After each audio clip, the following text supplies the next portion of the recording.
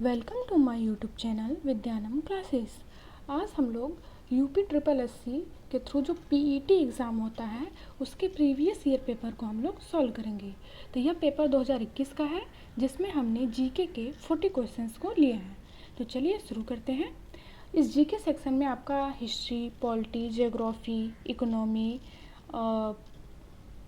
इसके अलावा भी साइंस, ये सब जितने भी टॉपिक हैं, कंप्यूटर, इन सबको हमने एक ही वीडियो में बनाया है। तो चलिए शुरू करते हैं। हमारा पहला क्वेश्चन है, भारत में शासन करने वाले दिए गए शासकों का कालानुक्रम सही क्रम क्या है? शेरशाह सूरी, अकबर, अलाउद्दीन खिलजी, इल्तुतमिश। तो देखिए इसमें क्या हो जाएगा कि देखिए तो सबसे पहले इसमें कौन हो जाएंगे? इल्तुतमिश। उसके बाद कौन शासन किया? उसके बाद अलाउद्दीन खिलजी, फिर तीसरे नंबर पे शेरशाह सूरी, फिर चौथे नंबर पे अकबर। ठीक है, तुम्हारा राइट आंसर क्या हो जाएगा? 4, 3, 1, 2। तुम्हारा क्या हो जाएगा? Option 2 is correct. Next question देखते हैं। नेक्स्ट है, निम्न में से कौन से संत शिवाजी के समकालीन थे? यानी कौन से संत हैं जो शिवाजी के समकालीन हैं? तुकाराम, चैतन्य, नामदेव या शंकराचार्य। तो देखिए इसमें से कौन हो जाएंगे? ये हैं तुकाराम। ठीक है, जो तुकाराम है वो शिवाजी के समकालीन है। नेक्स्ट क्वेश्चन देखते हैं। बंगाल के प्रथम गवर्नर जनरल कौन थे? Lord Clive, Lord Warren Hastings, Lord Lytton या लॉर्ड रिपन। तो बंगाल के जो पहले गवर्नर जनरल थे वो कौन थे? Warren Hasting. ठीक है,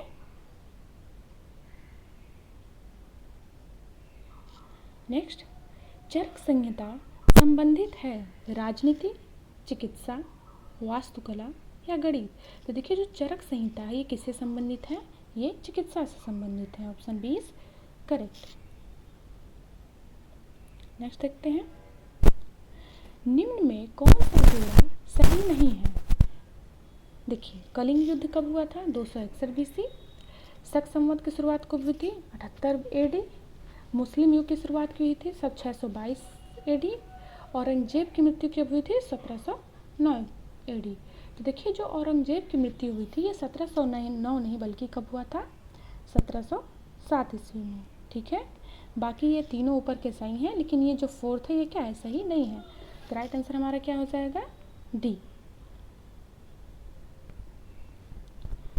नेक्स्ट क्वेश्चन देखते हैं।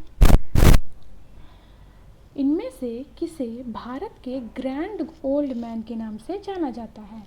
किसको जाना जाता है? दादा भाई नौरोजी, WC बनर्जी, फिरोज शाह मेहता व सुरेंद्रनाथ बनर्जी। तो देखिए दादा भाई नौरोजी को क्या है? ग्रैंड ओल्ड मैन के नाम से हम लोग जानते हैं। ठीक है, तो राइट आंसर क्या हो जाएगा? दादा भाई नौरोजी। नेक्स्ट क्वेश्चन देखते हैं। सन 1915-16 में किसके नेतृत्व में 2 होम रूल की शुरू हुई? एनी बेसेंट और लोकमान्य तिलक। कैस की बात कर रहा है? Home rule league. तिलक और लाला लाजपत राय, तिलक और बिपिन चंद्र पाल, तिलक और अरविंद घोष। देखिए होम रूल लीग जो है वो किसने शुरू किया था? एनी बेसेंट और लोकमान्य तिलक के द्वारा। एनी बेसेंट का जो होम रूल की स्थापना थी वो कहाँ से की थी? मद्रास से। ठीक है, और जो लोकमान्य तिलक का था इनका कहाँ से था? बेलगांव, पुणे। ठीक है, बेलगांव, पुणे। नेक्स्ट क्वेश्चन देखते हैं। निम्न का मिलान करें। देखिए पहला है ब्रह्म समाज, फिर रामकृष्ण मिशन, आर्य समाज, सत्यशोधक समाज। देखिए जो ब्रह्म समाज है इसकी स्थापना किसने की थी? राजा राम मोहन राय ने। तो 1 का 3rd। फिर है रामकृष्ण मिशन, तो इसकी स्थापना किसने की थी? स्वामी विवेकानंद। फिर आता है आर्य समाज, तो आर्य समाज की स्थापना किसने की थी? दयानंद सरस्वती ने। फिर आता है सत्यशोधक समाज, तो इसकी स्थापना किसने की थी? ज्योतिबा फूले। ठीक है, तो हमारा राइट आंसर क्या हो जाएगा? 3, 1, 2 5। चलिए देखते हैं ऑप्शन 3 1 2 5 किस में है? Option number 3 is correct. Next question देखते हैं। करो या मरो का नारा किसने दिया? सरदार पटेल, जवाहरलाल नेहरू, सुभाष चंद्र बोस या महात्मा गांधी? तो देखिए जो करो या मरो का नारा था इसे किसने दिया? महात्मा गांधी ने। नेक्स्ट क्वेश्चन देखते हैं। जब सुभाष चंद्र बोस ने भारतीय राष्ट्रीय कांग्रेस के अध्यक्ष पद से इस्तीफा दिया तो इस पद का प्रस्ताव किसे दिया गया? जवाहरलाल नेहरू, पट्टाभी सीतारमैया, डॉक्टर राजेंद्र प्रसाद या जेबी कृपलानी? देखिए जब सुभाष चंद्र बोस ने भारतीय राष्ट्रीय कांग्रेस के पद से इस्तीफा दिया तो इस पद का प्रस्ताव किसे दिया गया, यानी इसके बाद किसे दिया गया? तो इसका राइट आंसर हो जाएगा doctor Rajendra Prasad. Next question. Salal पनबिजली परियोजना किस नदी पर स्थित है? झेलम, रावी, चिनाब या ब्यास? देखिए जो सलाल परियोजना है ये किस नदी पे है? तो यह है Chenab. Option C is correct. Next है बसंत विषु यानी वर्नल इक्विनॉक्स होता है 21 मार्च को, 18 जून को, 23 सितंबर को या 22 दिसंबर को? तो देखिए जो बसंत विषु होता है ये कब होता है? 21 मार्च को। Option A is correct. Next question. Rajasthan में खेतड़ी परियोजना किसके उत्पादन के लिए प्रसिद्ध है? जस्ता, इस्पात, तांबा या एल्युमिनियम? देखिए जो राजस्थान का खेतड़ी परियोजना है ये किसके लिए फेमस है? तो ये तांबा के लिए फेमस है। ठीक है। नेक्स्ट, काजीरंगा राष्ट्रीय उद्यान स्थित है मध्य प्रदेश, असम, पश्चिम बंगाल या केरल? देखिए जो काजीरंगा राष्ट्रीय उद्यान है ये कहाँ है? असम में। और ये जो काजीरंगा राष्ट्रीय उद्यान है वो एक सिंह गैंडे वाले के लिए प्रसिद्ध है। ठीक है। Next question. निम्नलिखित में से कौन सी हिमालयी नदी तंत्र की नदियां हैं, यानी जो हिमालय से निकलती हैं? कावेरी, गंगा, ब्रह्मपुत्र, गोदावरी? तो देखिए इसमें से जो गंगा और ब्रह्मपुत्र है ये हिमालय से निकलती हैं। ठीक है। राइट आंसर हो जाएगा गंगा और ब्रह्मपुत्र।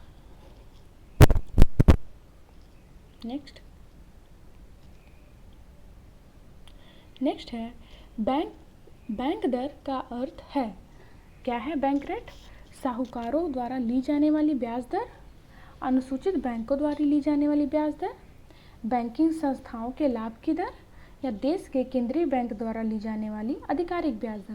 देखिए जो बैंक रेट होता है ये क्या होता है? ये होता है देश के केंद्रीय बैंक द्वारा ली जाने वाली आधिकारिक ब्याज दर। Option 4 is correct. Next question देखते हैं। नेक्स्ट है यदि आरबीआई नकद कोषानुपात को घटा दे तो साख सर्जन पर क्या असर होगा? कोई असर नहीं होगा, घट जाएगी, बढ़ जाएगी या इनमें से कोई नहीं?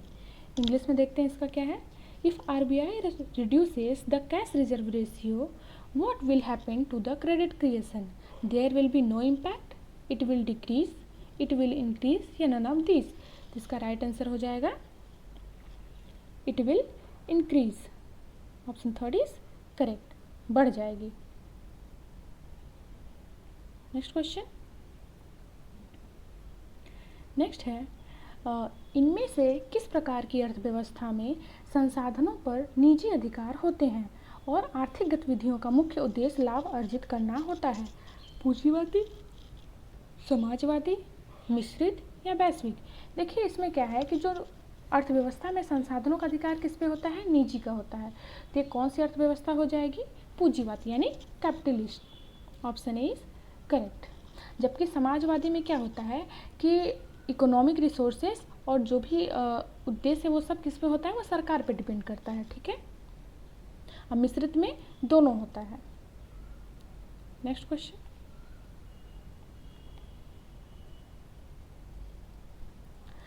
₹100 का नोट किसके द्वारा हस्ताक्षरित होता है? आरबीआई गवर्नर, भारत के राष्ट्रपति, वित्त मंत्री या वित्त सचिव।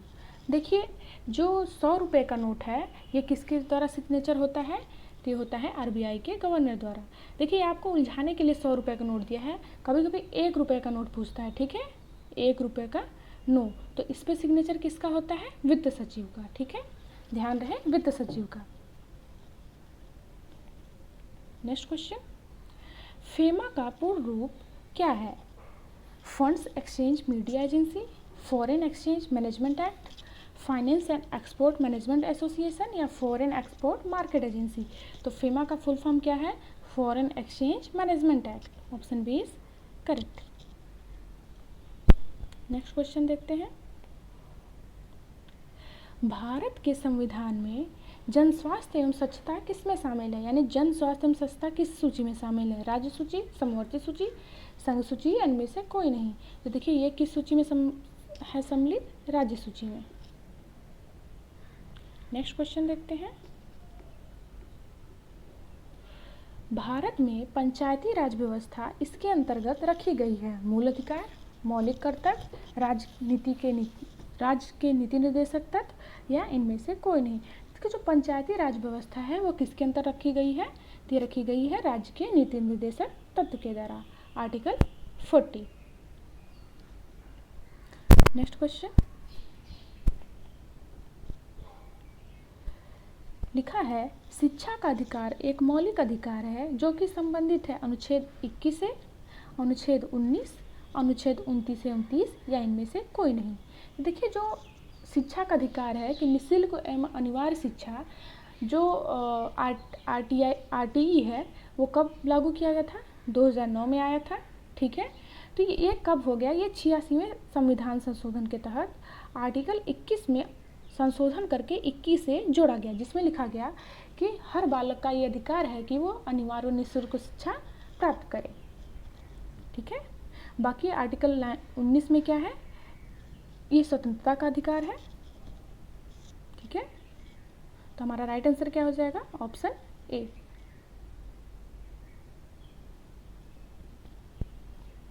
नेक्स्ट क्वेश्चन देखते हैं,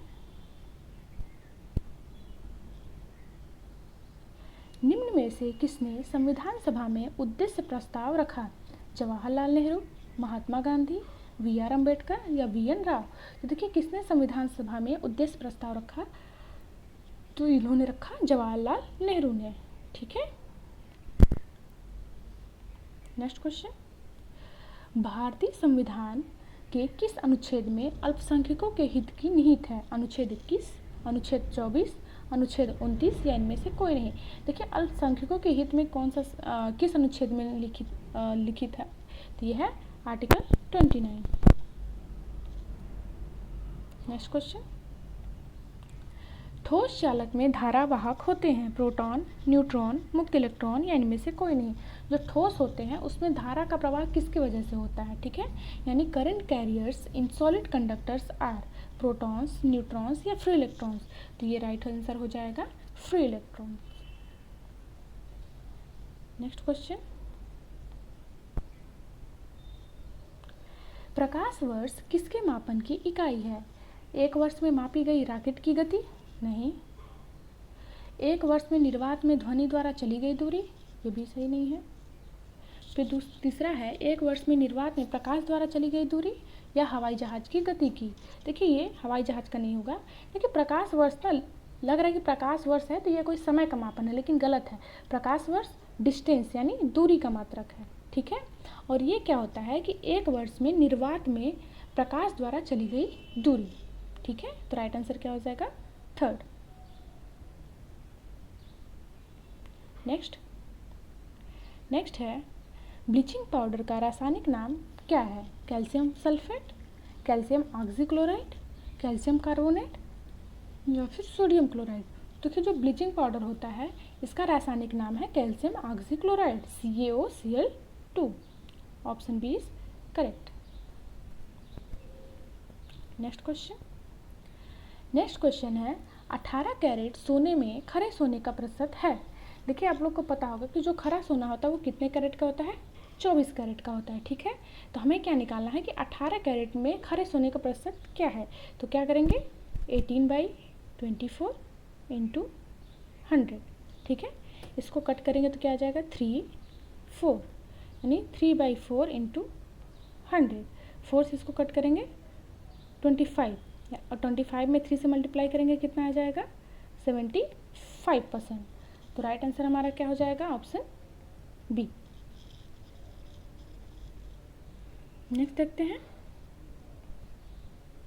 संतरे में बहुतायत में होता है vitamin C, vitamin A, vitamin B या इनमें से कोई नहीं। देखिए जो संतरा है इसमें सबसे ज़्यादा क्या होता है, तो इसमें होता है vitamin C. Option A is correct. Next question, कितने भारतीय राज्य नेपाल से सीमा साझा करते हैं, 5, 4, 3 या 2? तो देखिए कितने भारतीय राज्य हैं जो नेपाल से सीमा साझा करते हैं, तो वो हो जाएंगे 5, ठीक है। देखिए कौन कौन से करते हैं, अगर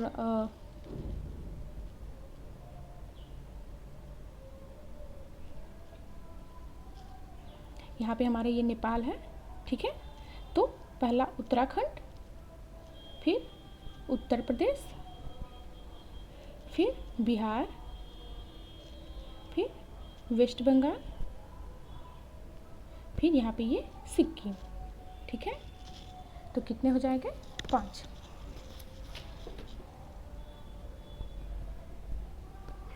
नेक्स्ट क्वेश्चन देखते हैं, निम्न में से कोस्टा रिका की राजधानी कौन सी है, बीजिंग, सैन जोस, दिल्ली या ढाका? तो देखिए कोस्टा रिका की राजधानी क्या हो जाएगी, ये हो जाएगी सैन जोस, ठीक है। देखिए बीजिंग किसकी राजधानी है, तो ये चाइना की राजधानी है।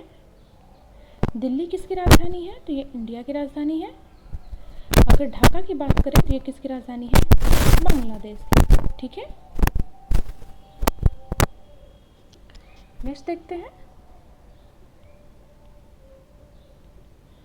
केंद्र शासित प्रदेश लक्षद्वीप की आधिकारिक भाषा निम्न में से क्या है, तमिल, मलयालम, ग्रेट अंडमानी या सिंहला?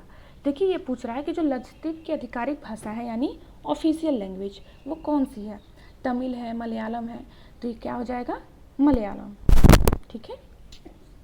और मलयालम और कहाँ की भाषा है, तो केरल की भाषा है, ठीक है। तमिल कहाँ की है, तमिलनाडु की। अगर बात की जाए आंध्र प्रदेश और तेलंगाना की क्या है, तो तेलुगु। कर्नाटक की कौन सी आधिकारिक भाषा है, कन्नड़,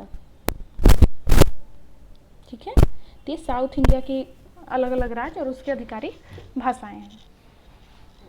नेक्स्ट क्वेश्चन, भारत के संविधान के अनुसार लोकसभा के सदस्यों की अधिकतम संख्या क्या है?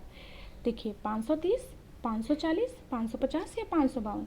देखिए पहले क्या थे कि जो लोकसभा में अधिकतम सदस्यों की संख्या थी वो कितनी थी, 552 थी।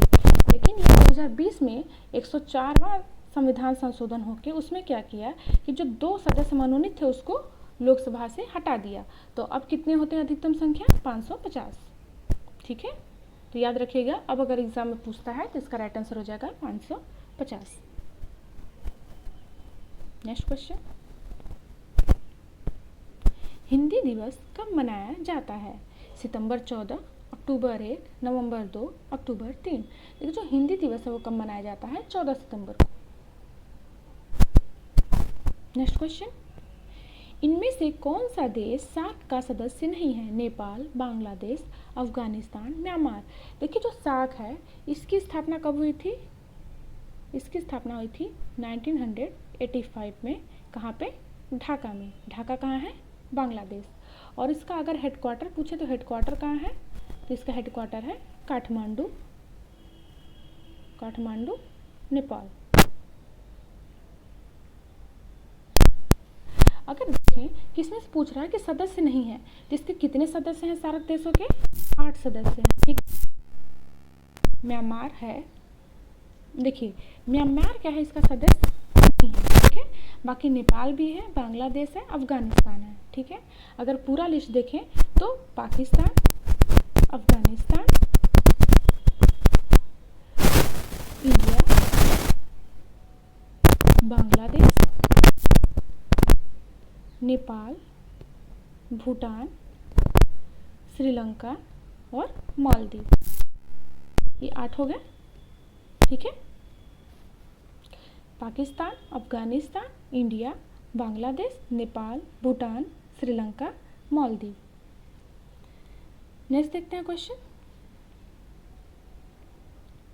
निम्न में से किस स्थान पर अजंता एलोरा की गुफाएं स्थित हैं? बेंगलुरु, दिल्ली, औरंगाबाद या लखनऊ? तो देखिए जो अजंता और एलोरा की गुफाएं हैं ये कहाँ हैं? औरंगाबाद। और औरंगाबाद कहाँ है? महाराष्ट्र।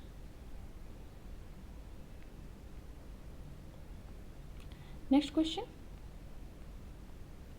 ओणम किस भारतीय राज्य या केंद्र शासित प्रदेश का सांस्कृतिक उत्सव है? असम, केरल, तमिलनाडु या कर्नाटक? तो देखिए जो ओणम है ये किस राज्य का है? तो ये है केरल, ठीक है। बहुत लोग पोंगल से कंफ्यूज हो जाते हैं, तो पोंगल कहाँ का है? ये पोंगल है तमिलनाडु का, ठीक है, याद रखिएगा आप लोग। Next question. नेक्स्ट है निम्नलिखित में से कौन सा ग्रह सूर्य के सबसे नज़दीक है? पृथ्वी, चंद्रमा, मंगल या बुध? तो देखिए सूर्य के सबसे नज़दीक ग्रह कौन सा है? ये है बुध, ठीक है।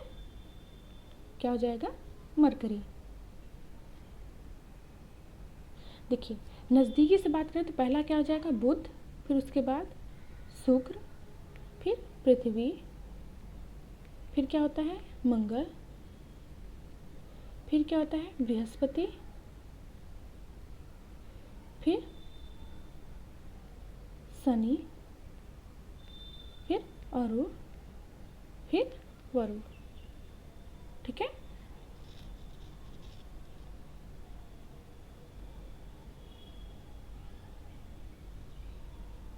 आठ हो गए। बुध, शुक्र, पृथ्वी, मंगल, बृहस्पति, शनि, अरुण, वरुण, ठीक है। या अरुण वरुण को यूरेनस और नेपच्यून भी बोलते हैं, ठीक है। नेक्स्ट क्वेश्चन देखते हैं।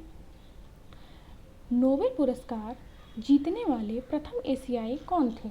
सीवी रमन, राजीव गांधी, रविन्द्रनाथ टैगोर या मदर टेरेसा? देखिए नोबेल पुरस्कार जीतने वाले प्रथम एशियाई कौन थे? तो ये थे रविन्द्रनाथ टैगोर, ठीक है। इनको कब मिला था? 1913 में। और नोबेल प्राइज़ का कौन सा पुरस्कार था? ये साहित्य के क्षेत्र में। और किसके लिए मिला था? गीतांजलि, ठीक है। तो देखिए ये 40 क्वेश्चंस हैं। ये अगस्त 2021 का पेपर था जिसमें कि जितने भी जीके जीएस से रिलेटेड क्वेश्चन थे उसको हमने कवर कर लिया है, ठीक है। ये आपके जो भी क्वेश्चन के कलेक्शन है ये आपको वीडियो के एग्ज़ाम में भी इम्पोर्टेंट रहेंगे। तो आज के लिए इतना ही, धन्यवाद।